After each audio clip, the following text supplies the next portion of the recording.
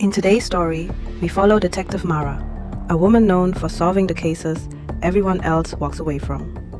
But nothing could have prepared her for the strange apartment on River Street, a place where whispers were heard every midnight, even though the room was completely sealed. This is the locked room. Detective Mara arrived at apartment 3C on a rainy Thursday evening. The hallway lights flickered, and the air smelled like old paint and damp wood. Standing outside the door was Mr. Lewis, a man in his 50s with trembling hands. I'm telling you, every night at exactly 12:14 a.m., I hear whispering coming from inside that room. But the door stays locked. Nobody comes in or out. You heard it, didn't you? Wait, you're going in there? Impossible. There's something behind this wall. Yes, someone wants to be heard. Detective Mara inspected the door.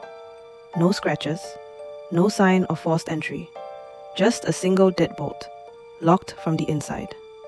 She picked the lock and stepped inside. The room was small, bare. A bed on the floor in a corner, a table, a lamp that didn't work, a tiny window that could barely air the room properly. Just silence. Mara walked around the room, touching the walls, listening.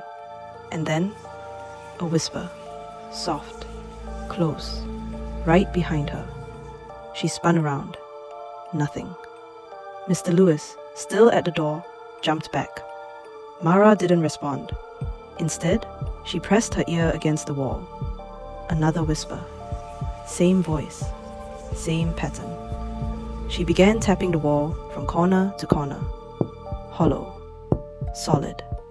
Hollow again. Her eyes narrowed. She found a small air vent near the floor, almost invisible unless you were looking for it. Using her pocket knife, she pried it open.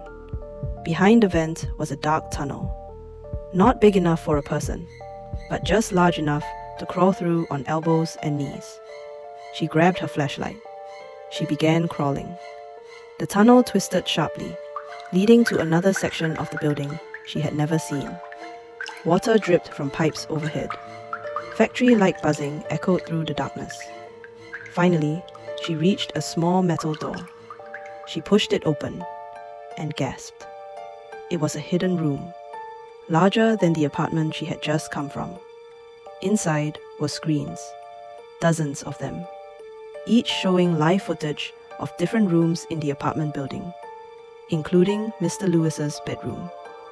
On a table were microphones, recording equipment, and headphones. Someone had been living here, watching, listening, recording. And the whispers? They were part of a loop, playing in a constant cycle.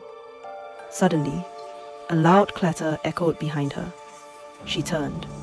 A figure stood in the doorway, covered in shadows.